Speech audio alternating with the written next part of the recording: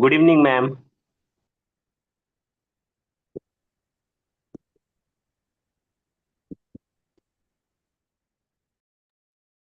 Good evening, Amit sir.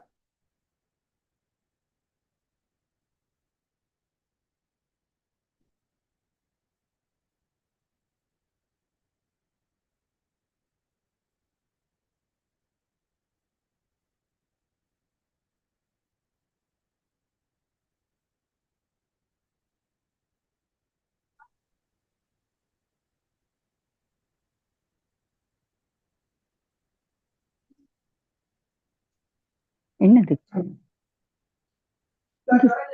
நான் வரலம்மா எனக்கு library science zoom meeting இல்ல zoom meeting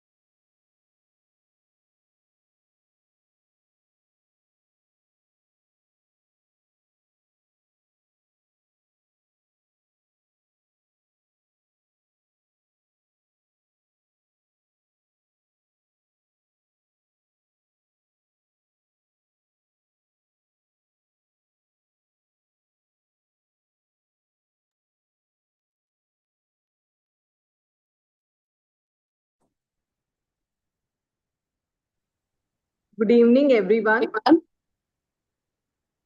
Good evening, ma'am. We'll wait for another 1 minute. Good evening, ma'am. Yeah. And we'll start sharp at 5:30.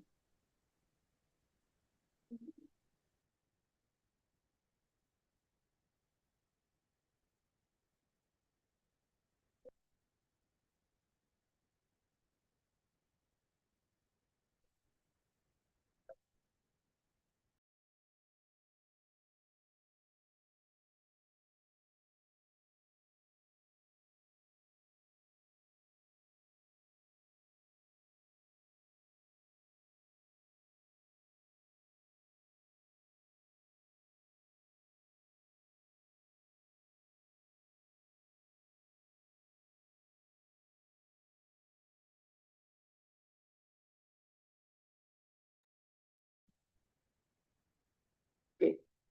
Good evening, everyone. This is Aarti Sriram, your host for today. I welcome all of you for Library Excellence Talk Session Season 2, which is presented by Librarian Association in collaboration with Central Books.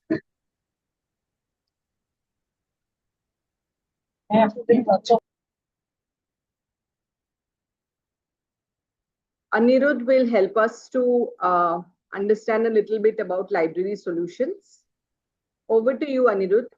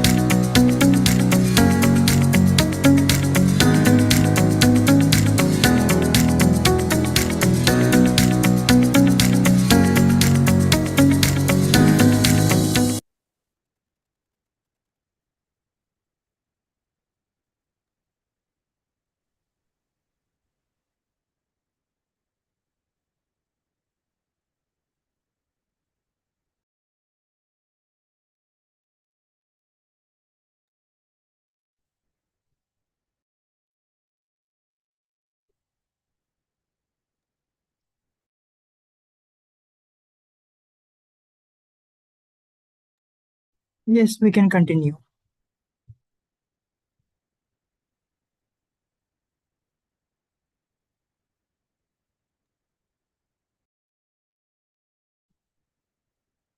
Okay.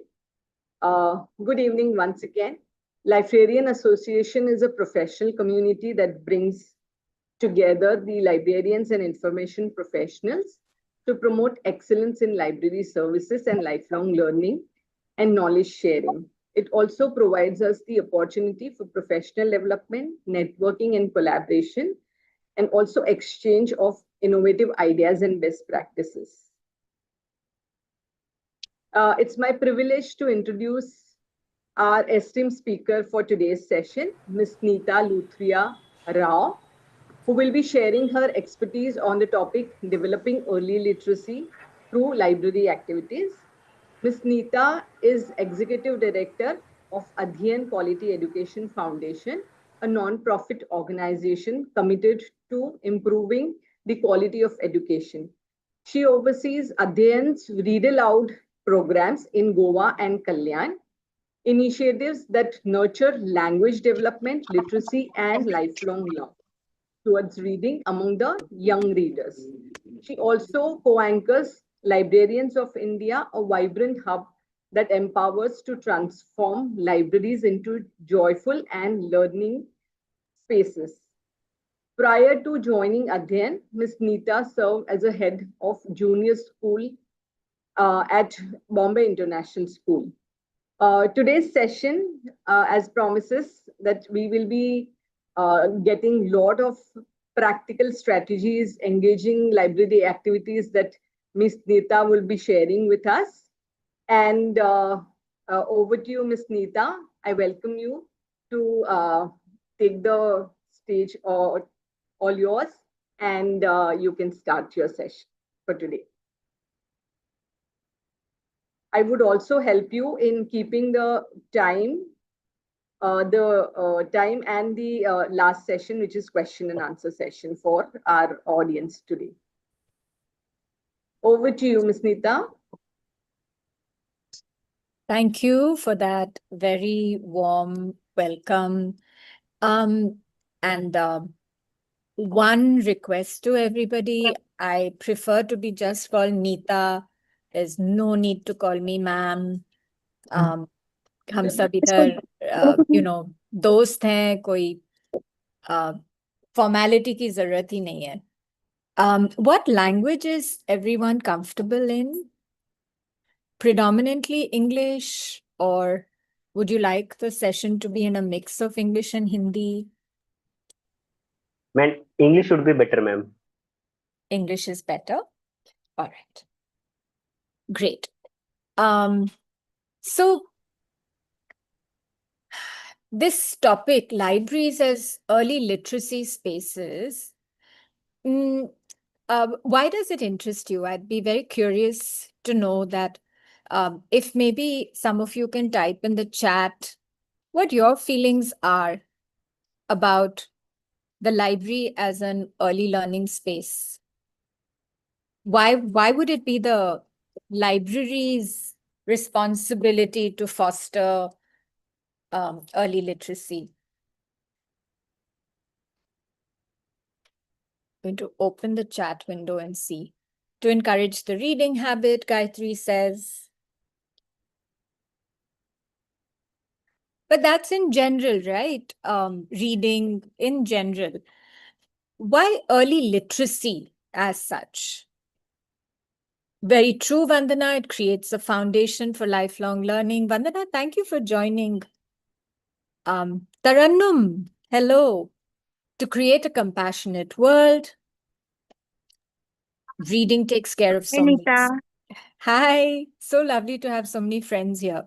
I mean, all our friends, but some I recognize from our meetings. Yes. Absolutely. All of you have said very valid things about reading. But why is for early literacy? Isn't that the responsibility of the classroom teacher?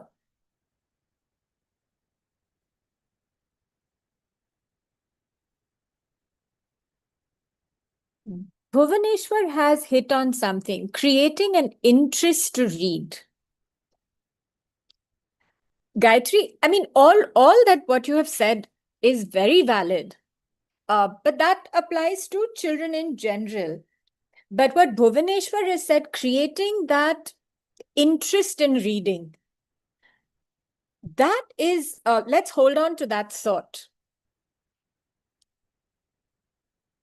So, what do you feel is the primary function of a library? I can almost predict the answer. But anyway, let's see what you all say. That what is a library for? I've given you 3 choices. If you choose the third one, can you elaborate on what is that something more if you choose the third one? You can either unmute or type your answer in the chat. Yes, Gayatri, access to various books. So you're leaning towards the first option, to be an independent learner. That's something more, yes. Activities, inculcate the reading habit, introduce them to new worlds. Books and information, a lot of people, some of you are saying, other than regular subjects, Bhuvaneshwari, sorry, I kept calling you Bhuvaneshwar, Bhuvaneshwari. New learnings to become better humans. So a library, I think we can all agree is, I'm so glad nobody chose the second option. I was worried about that because that used to be what we thought libraries were, a quiet place to read. But I know that people who join these webinars have gone well beyond that. I'm loving vibrant space of learning, imagination, curiosity. Earlier, no one associated libraries with these things. It was supposed to be this quiet space. One visualized really stern librarians usually who would impose fines on people and keep shushing them. But yes, libraries can be so much more.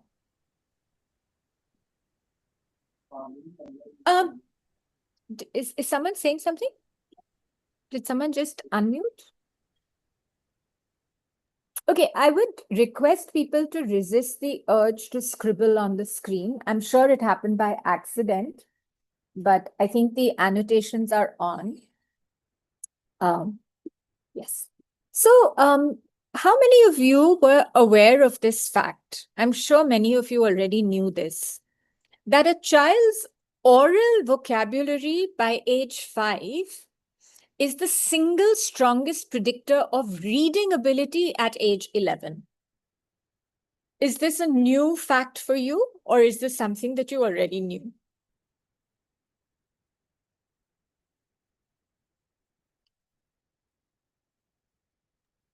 Anita says it's something she knew already, but for some of you, it is a new fact. So for those of you for whom this is something new,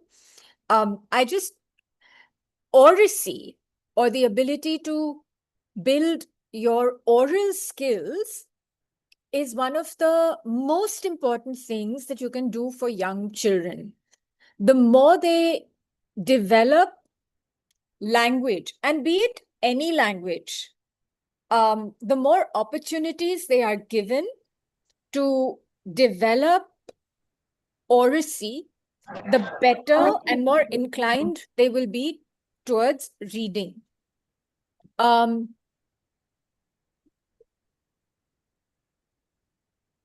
So when we're talking about libraries as early literacy spaces, early literacy, when you're talking about really young children or first generation schoolgoers or first generation library users, reading may not be natural to them. Reading is anyway not a natural process. It is something that is learned, unlike speaking and listening. Reading is something that we have to help children learn. And early literacy is not so much about reading, but it is the precursor, or it is what makes reading possible. Some of the skills that libraries and reading to children build are print awareness, the fact that these symbols that they see around them have some meaning, that books contain text that translates into stories. It's not something we can take for granted. You'll see many very young children not know how to hold a book correctly. They might hold it upside down, they might turn the pages the wrong way around. So print awareness is something that is a very important early literacy skill. It's a pre-reading skill. Phonological awareness, which is the sounds that language contains. Books contain rhymes, they contain alliterations, children start associating letters with sounds, and that comes under the umbrella of phonological awareness. That is, so again, a pre-reading skill. Phonological awareness is different from phonics, right? Building a child's vocabulary, their oral vocabulary. Now, why do a lot of children struggle with a new language? It's when their first language is not very strong, or if the language is being taught in a manner that children cannot learn. But otherwise, when children have got a strong base in one language, they find it very easy to learn multiple languages. So vocabulary is again something that is a pre-reading skill. Letter knowledge, knowing that letters have sounds, that is another pre-reading skill. Recognizing those letters. Narrative skills, the ability to be able to retell a story, to chocolate एक खा ली ना बेटा आज तूने comprehend something and be able to narrate it back. That is another important skill that children need. And print motivation. That is what Bhuvaneshwari had said, that it creates an interest in reading. Once children are exposed to beautiful stories, lovely books, they feel like reading. And that is one of the primary pre-reading skills that children require. Any questions or comments that you'd like to share at this point?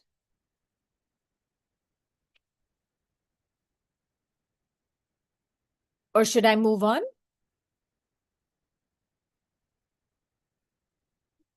Okay, I'll take your silence for. Yeah.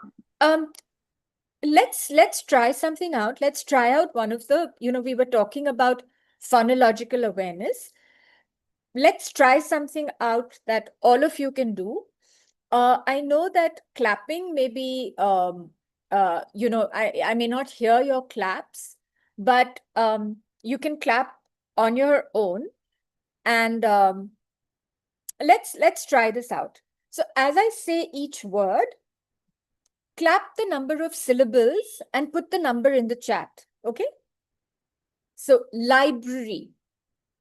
How many syllables do you hear when you clap them out?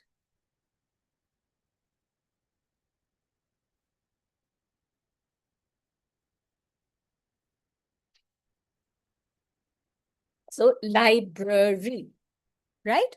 Library, 3 syllables. Phonological. How many syllables do you hear in phonological now?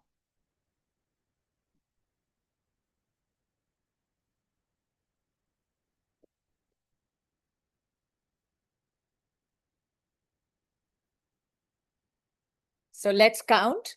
Phonological. Everyone who said 5 is absolutely right. Phonological. And remember, the number of syllables doesn't have to correspond to the number of vowels, right? Awareness. How many syllables? Again, 3. Awareness. Awareness. 3 syllables. What about a word like playful? Correct. Just 2 syllables. Even though it looks like a relatively long word, it's just got 2 syllables. Playful.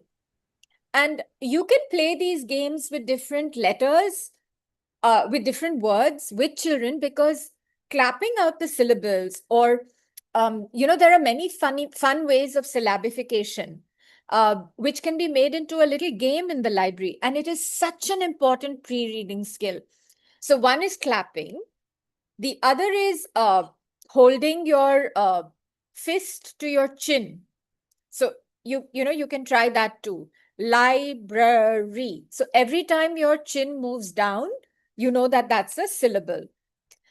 The third way is stamping it. So you can make children stamp their feet and chronological.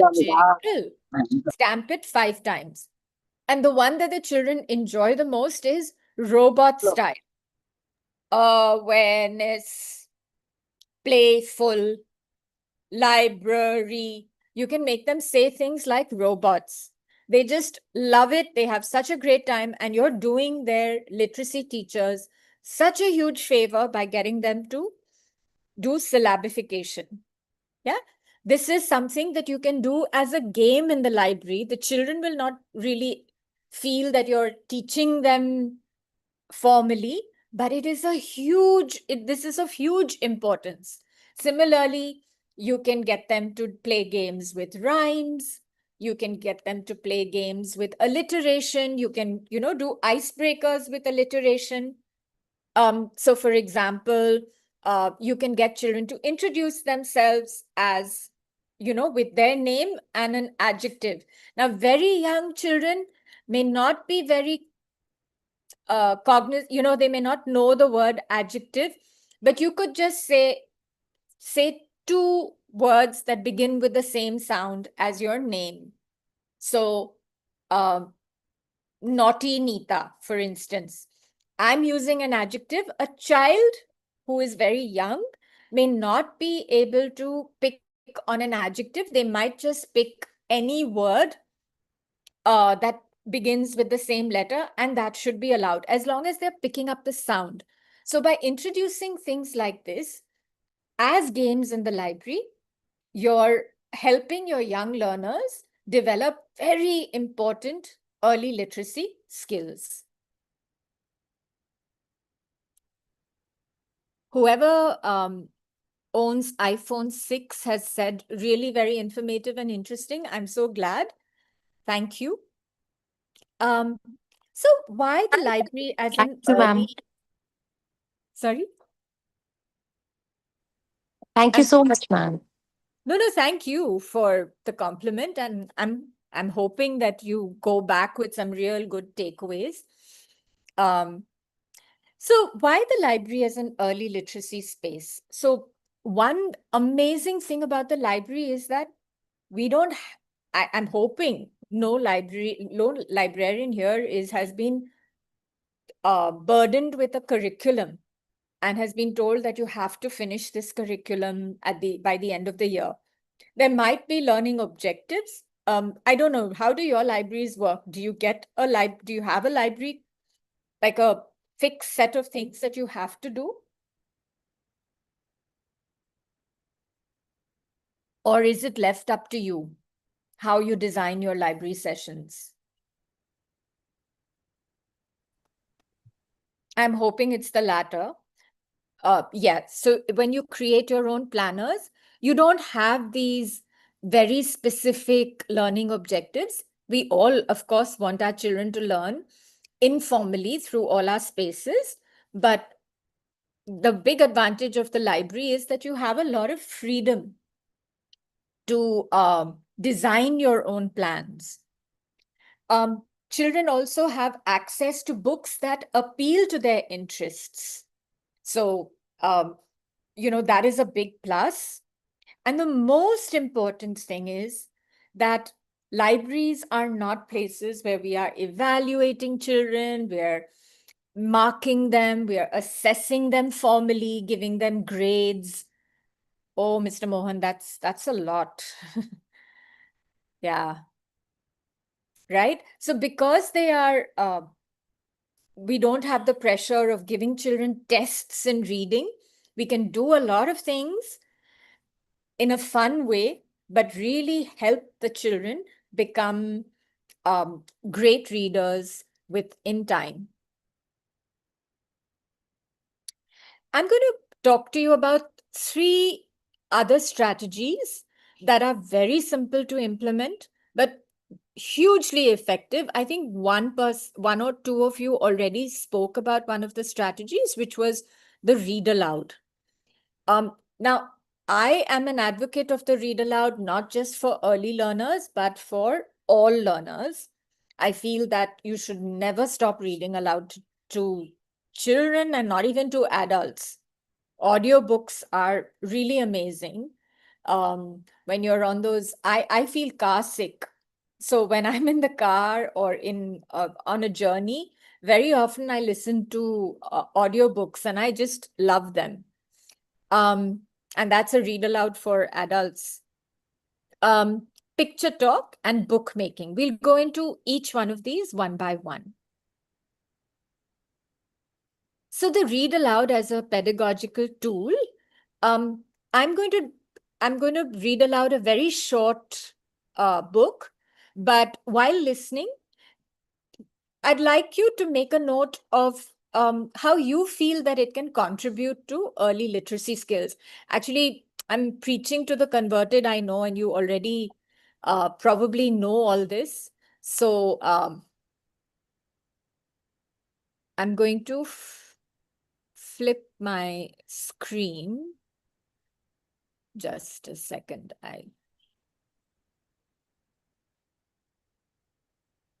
And open a book.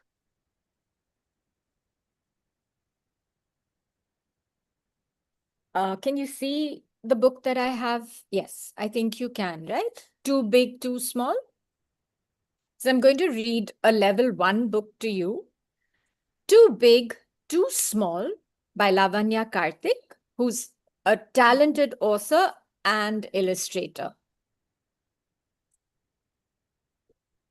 I can't lift you up, Shanu, says Ammi. You're too big.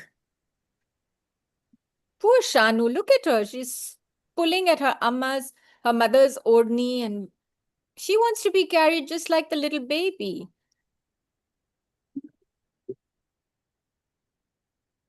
You can't walk to school alone, Shanu, says Abbu. You're too small.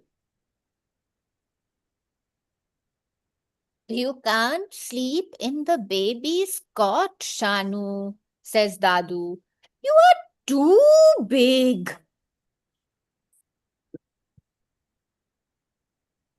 You can't carry the baby to the park, Shanu, says Dadi. You are too small. Shanu is puzzled. Too big? Too small? How can she be too big and too small all at once? Too big to wear her old pink frock. Too small to make dosas at the stove. Too big to climb up on Dadu's back. Too small to carry the baby on hers. What am I the right size for? Shanu wonders. Is she big enough to climb on the cat or too small to climb on the cat? Is she bigger than some of the animals or is she too small compared to some? Is she too big compared to an elephant or is she too small compared to an elephant? What do you think? Ammi smiles and says, "Why, you are just big enough to go to big school. And you are just small enough for me to carry you on my shoulders, says Abbu. You are just big enough to take me for my morning walks, says Dadu. And you are small enough, just small enough for me to tell stories too, says Dadi. And you will always be the perfect size for this, all say, and give her a warm, wonderful hug. So, how was the story?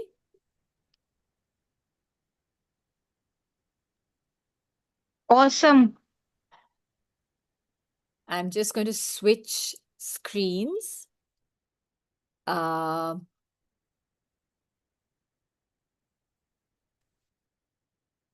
second. I'm just going to do this the old school way. Sorry, just give me a moment. Yeah. So we were talking about noting down, what do you feel how do you feel the read aloud helps with early literacy skills? How do you feel that it can help kids? What are all the early literacy skills that we talked about that the read aloud actually fosters? Remember, we spoke about those 6 things.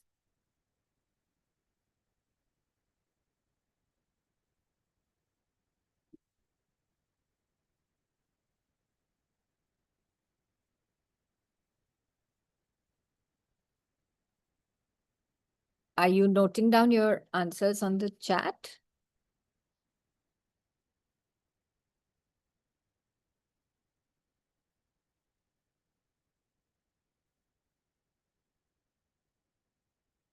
Thank you for all the compliments, but tell me more about, with voice modulation, you've got something vocabulary building. Yes, for sure.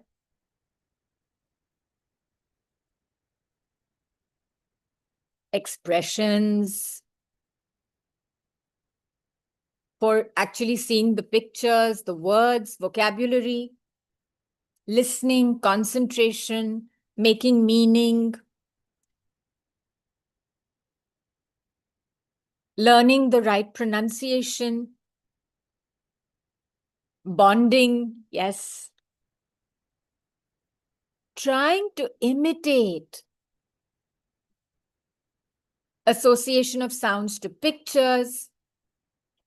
Yeah, so many of these things. Plus, I wanted to speed this up so that we don't take up too much time. But I'm sure when you read aloud, you ask a lot of questions in between. You get the children to make predictions. I would have probably stopped in between to say, have you making connections? I think, yes, Manju, making connections with the story. Do you feel like this? Do your parents sometimes tell you you're too big to do something and you're too small to do this? Absolutely. So making connections, predictions, inferences. Why do you think Shanu wants to be carried? How do you think she feels with regard to her younger sibling? Why do you think Shanu wants so much attention from her parents? Have you got a younger sibling? Again, making connections. So many of these things. And when we talk about the skills that we were talking about, the early literacy skills, absolutely, imagination, all those things are valid. But print motivation, if you bring fun stories to them that they can relate to, they become attracted to books. So print motivation, it builds vocabulary. Again, phonemic and phonological awareness. Somebody mentioned that sound to letter, sound, the different parts of the word. And as all of you said, about voice modulation, they learn that books and stories are meant to be read in a particular way. So they learn what's called prosody, which is the way you read with expression, paying attention to punctuation. All these things they learn through imitation, right? And that is why the read aloud is one of the most valuable things you can do in the library. Even if you do nothing else and you do the read aloud, you really have a winner there. Similar to the read aloud is the next strategy, which is picture talk. And now this is something that we have tried and tested in our literacy programs, even in places like Goa and Kalyan. What we spoke about building children's oral language. So using large pictures, getting children to describe it, build their narrative skills, even attribute little stories that are happening over here. That why do you think the Dadi is what do you think the young boy is telling his grandmother? Do you think he likes animals? Do you think the children in this picture like animals? And they can talk about that. They can talk about the rabbit hopping, the hen and her chicks. So much can be done just with this picture. And here's this beautiful, beautiful book, Nani's Walk to the Park. Oh my, it is just full of opportunities for children to talk. It's a big book, moreover. It's available in that big book form. If you use books like this, there's Nani's Walk to the Park, Who's Next, books like that, give children so many opportunities to build their oral language skills, which we already discussed was very, very important. So if you had to describe this picture, can some of you, what really speaks to you? What do you think the children, the learners in your class might be attracted to in this picture? And what all can they talk about?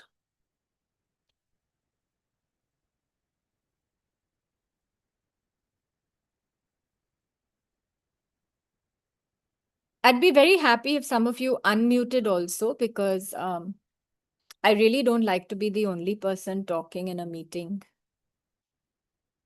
Yes, Nikki. They may notice that the children are cycling. Mm-hmm. And that's something even they do probably.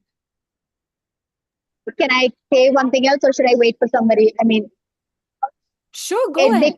They could relate to seeing this as a scene from their surrounding as well, like something that they've experienced. Yeah. Or maybe Yes. it's very different from what they experience. Like if Sure. Different Yeah, it type of could be- house. Yeah. Especially with townships coming along, I think maybe they may say that, oh, this is very different, like you mentioned. Yeah. Anyone else? Thank you, Nikki.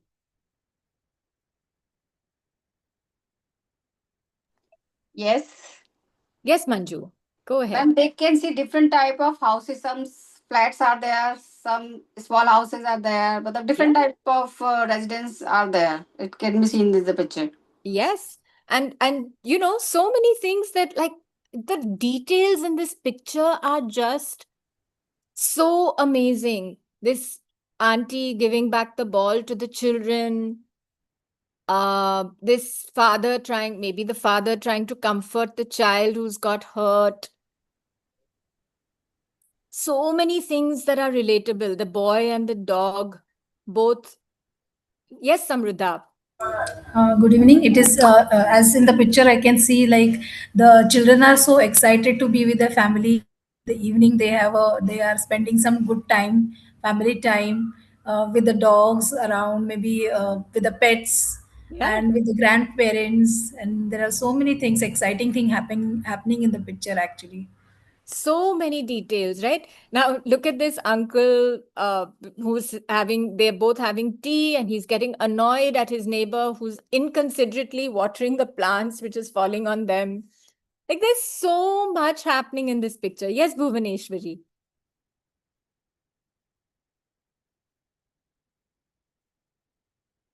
Go ahead, unmute.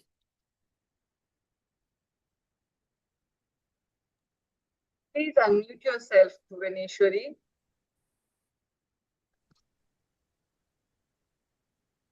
Maybe. Hello, good evening. Yes.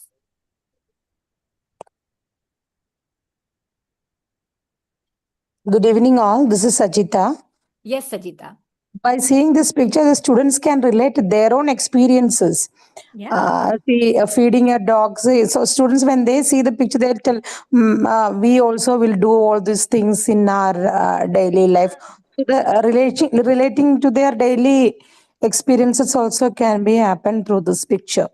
Totally, totally. So, lots of opportunity for oral language to develop. They can make up their own stories about what people are talking about, why they're doing it, etc. So, picture talks are again a great tool for the library. The third strategy is bookmaking in the library. Matt Glover is this literacy expert who when I was at BIS, I used to teach literacy as well, language arts as well. So I used to follow a lot of his work. He's a really celebrated early years specialist. And that's where I first heard about bookmaking for children. And this is something that you can very easily do in the library. What Matt Glover says is that by respecting children as writers engaged in bookmaking, you can gently nudge them toward a lifetime of joyful writing. Now, when we talk about early literacy, we are not talking necessarily about children actually writing. We are talking about them making marks on paper. We are not focused on whether the child is actually writing a story, but they, through our narration of stories, they all understand that books work in a particular way, that, books are turned. This is the title of the book. This is the cover page, which has an illustration. The title of the book is on the cover. The name of the author and illustrator is on the cover. When they open it, they can read the story. They know how to orient the book. They know how to. So even if they are not able to read properly or write, they can still make their books. And these books can have pride of place in the library and make the children feel accomplished, that that writing is joyful and it is not something that we should shy away from. So the types of books that you can make them, the types of books in the sense that how do you make a book, right? You don't need any complicated materials, just a simple A4 sheet is enough. You can make fold books. I'll show you a video next of how to make a very simple fold book. Some of you may already know this. They also make zines in the same way. Accordion books, which are basically just like if this is my paper, it's just folded like this, and then it opens out as an accordion, right? And the bigger the paper, you can have more panels. You can, if you have a larger paper, you can cut it into two, like into long strips, and also fold it like an accordion that way so that there's more space for illustration. But for very, very young kids, what I recommend most is staple books, because you can then staple together just 4 or 5 A4 sheets and get them to write on that. And again, I'm using the word write, but this is early mark making. It is more drawing and symbolic rather than actual writing. The big advantages of these things is of bookmaking is that children begin to see themselves as writers, as Matt already told us. They learn to communicate their ideas, and it builds a very strong disposition towards both reading and writing. So they begin to regard these things very favorably. So as I said, I'm going to just show you this very short video of how you can make, and this you can do even with your older kids, the fold book. This is all that you need.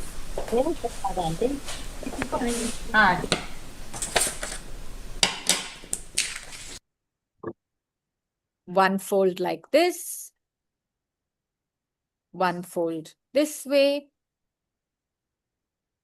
and then, yeah, simple enough.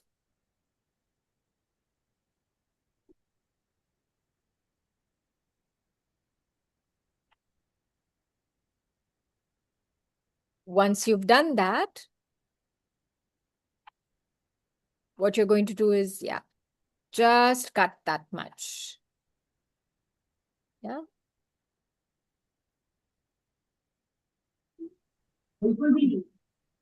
Look at that. Isn't that so simple and so effective? But for very young children, I would not recommend this because they need more real estate to write. But for a simple counting book or a letter book or vocabulary book, these fold books are great. They can just have one, you can give them the word flower and ask them to draw flower and things like that.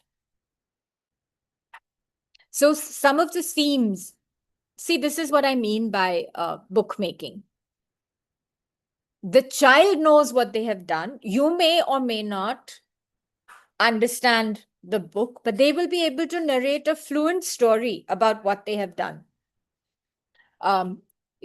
Ideas for bookmaking is you can ask them to make books about themselves, maybe their family, their pet, about their school, about the marketplace.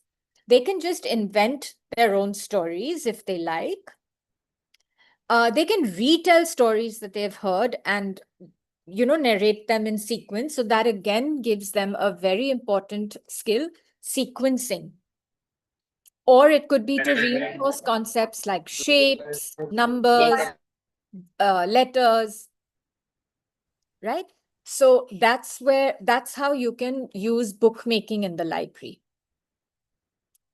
I have come to the end of my session, but I'd be really happy if to answer any questions that you might have. As Aarti had mentioned, we have this community called Librarians of India. Some of you may have heard of it. If you haven't, check out our website. We're also on LinkedIn and Instagram. We have a WhatsApp community. So the links to all those are on our website. But I'd like to open the floor to questions now. Thank you so much, Isha. This was so interesting. And, I was just thinking of making the books for my grade 6, 7 students also, right? Yeah. Because this is something very interesting when they write about themselves, about, probably on a particular topic which they wanted to actually, showcase it to their friends, to their teachers, isn't it?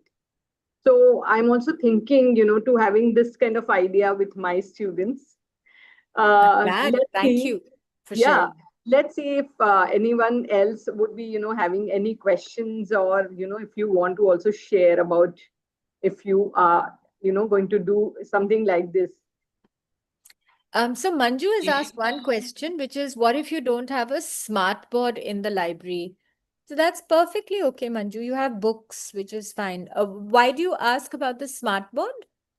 Do you want to elaborate? Why did you feel? Yes, that ma'am. we- For read aloud activity, which I am reading, I think it should reflect to everyone so that they can connect.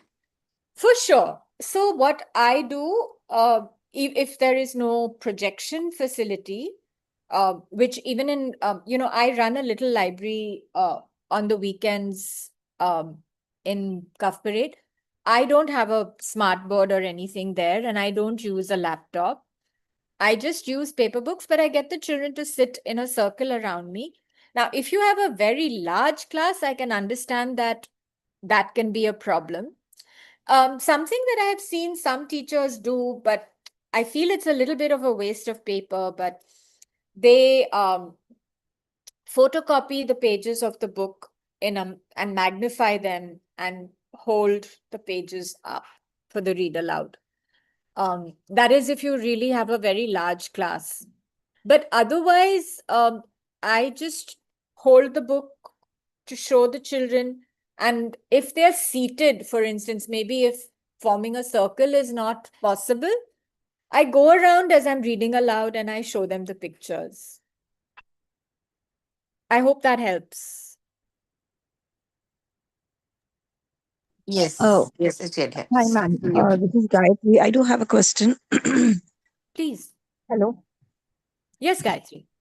Yeah. So, like, this taking the children to library and then making them read, for one period, and just that it's just that in a week they read only once. That's it. Like, how do we, get that into a habit of like reading every day? Though we tell in the school, and then though we the children also agree, and then they also get motivated. But then after going home, like, I don't know what distracts them, or I'm not quite sure. Only very few children are, are regular readers, and other students are just like, what would you suggest, ma'am, for So effective reading? Neeta, just call me Neeta. Don't avoid calling me Yeah, ma'am. Neeta. I Yeah. find it very awkward if people call me ma'am. But No, we are teachers so used to calling everyone ma'am, so sorry about that. yeah, I keep fighting with not fighting, but I keep requesting everyone. Anyway, That's so understandable. to answer your question, Gayatri, this is a real problem. I'm actually working right now with this very elite school which has all the facilities otherwise. But one thing that I found was missing in their classes was class libraries. It's one thing to go to the library once a week, but every class needs a library. Even government schools mandate that there should be reading corners in every classroom. So yes, Jyoti Kiran, reading corners are like a government mandate. That whether they are followed or not is another story, but it is part of what a classroom should have. And what I was suggesting to this school, because they said, no, we don't have a budget now for making class libraries. I said, maybe the children in the class, if since this is an elite school, could bring the books that, they've read already and they could contribute to their class library. And but there should, see, children, there's this very simple thing that if you want children to be readers, you've got to make it very obvious that you value reading. If you only confine reading to that one library class and don't give that class, don't give reading importance through the rest of the week. The rest of the week, it's only very syllabus focused, very textbook focused. How are the children going to develop an interest? Many parents also now don't read. They don't set an example for their children that, they don't read to them. They feel that once the child has started reading independently, they should not read aloud if they were reading aloud to them at all. And maybe having sessions with parents, have them experience a read aloud and tell them that, as adults, if you enjoy it, just imagine. And read alouds do not stop when children begin to read on their own. Read alouds must continue. I advocate read alouds throughout school, not just confined to early years or primary. So,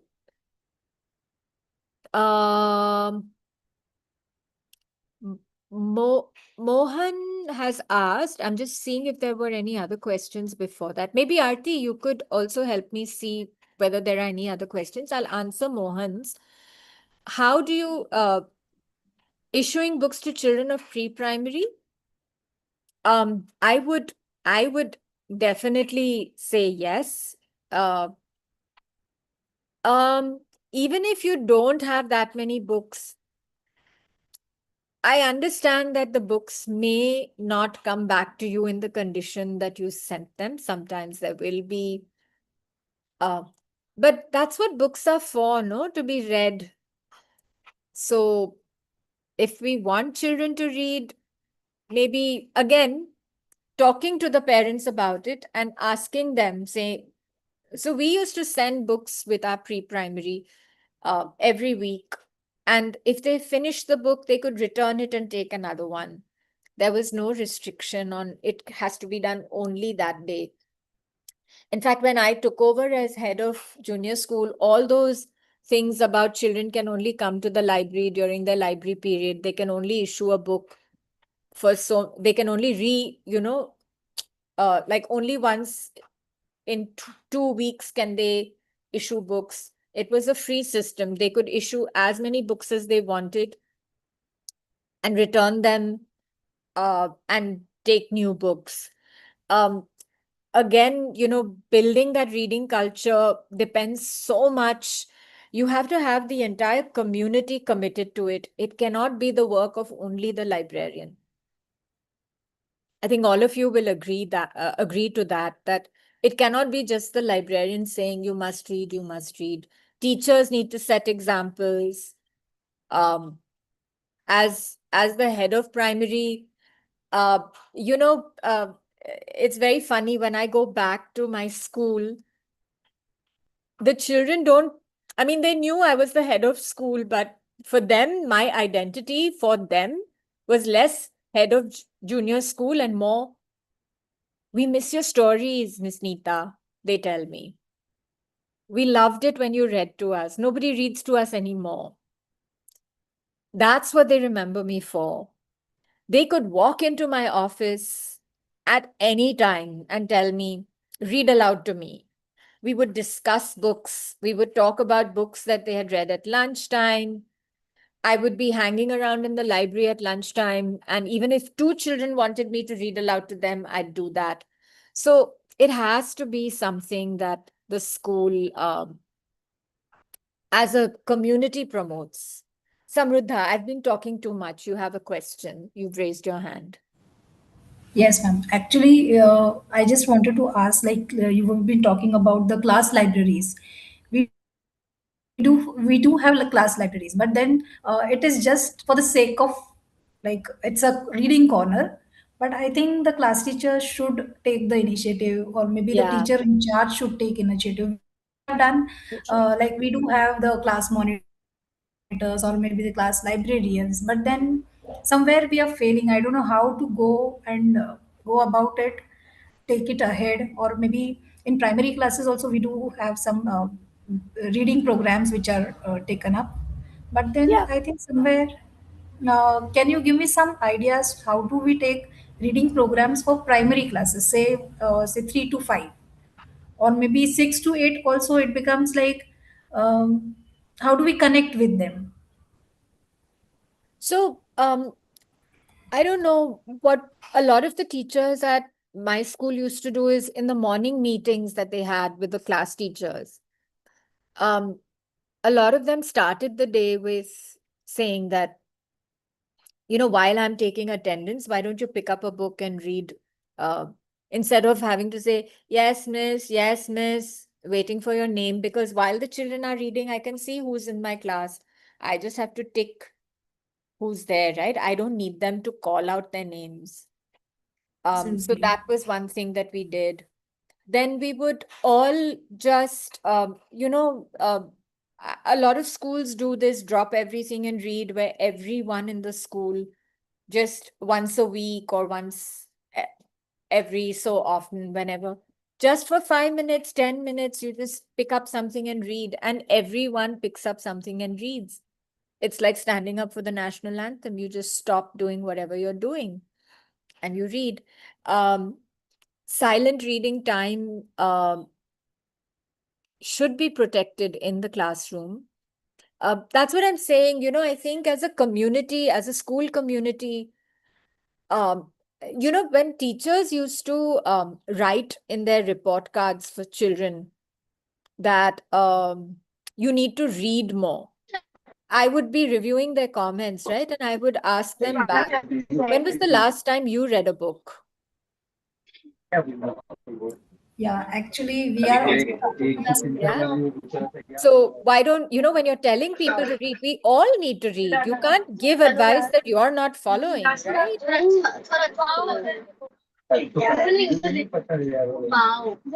If reading is such an important thing, why are we not giving it more importance?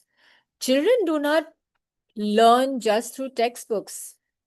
They actually, most of the things that we all know were not taught to us at school.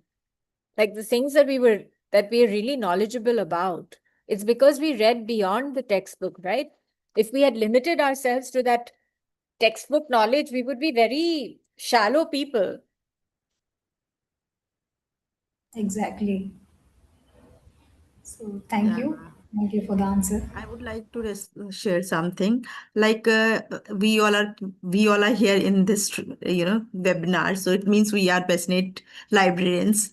First of all, I can say. Secondly, if we want to develop a reading culture in our community, first of all, the school management we should take their supports. If the management with you, then I can say that you can do anything. So just discuss with your principal or whosoever you are reporting, but definitely the senior management.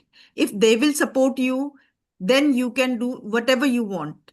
In my school, I have done lots of implementation, and library. We have a very rich program for library that we are celebrating. Read that what you all said, their time. We actually long back, one nation reading together we have done. So it was a culture that the whole school will connect, will sit somewhere in one place. Even we have invited our didis, bhaiyas, our drivers. So all these things are possible when your management is with you. Then we have started a reading program for our teachers. So once we have introduced this program, and then because you need to build that kind of a rapport among teachers also, that they will listen to you wholeheartedly. The teachers started sharing their book reviews and all, and we have displayed these book reviews. Even then, after some time, we have awarded teacher as a best reader for the so and so month. So in front of assembly, when students saw their teachers are getting, certificate for reading. So in that way, those were not reader. They have started, taking interest, because reading is not a one-day task. It is a year of experience, and you need to devote your quality time with the student, with teachers, with management, and then you can definitely, gradually you will achieve. So Very you true, all, Rita. I'm yeah. so glad you Hello. shared.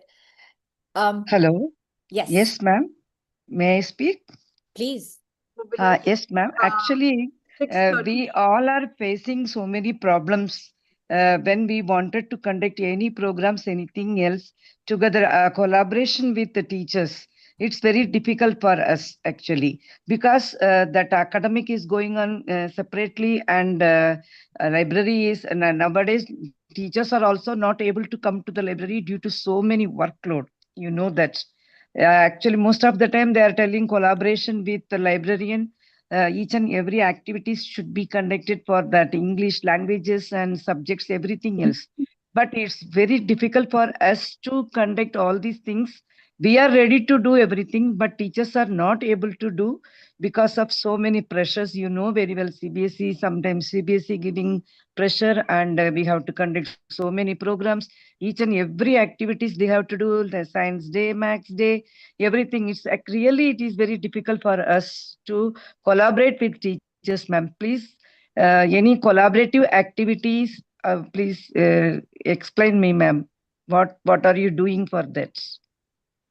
So something that I used to do with the librarian was actually have book buffets, you know, for teachers. Invite the teachers to the library, share and get them to read at that time, see what the collection was like. We also had a book club where groups of teachers could choose whatever book they liked. It was not that it had to be a pedagogical book. It could be anything that they were interested in. And they formed their little groups and they would come, we would meet once a month and share what we had read and what we enjoyed and why we chose the book that we did. So, but you're right. You need, Rita said very correctly that the senior management of the school cannot just expect children to read if they don't give it the time it deserves. You have to give reading that spot. And really today, everything else that they learn in the classroom, it's so easy for children to just watch one YouTube video. They don't need a teacher, talking for 45 minutes about something. They can learn on their own. They can learn all these things on their own. What we are there for is actually to build these very important values.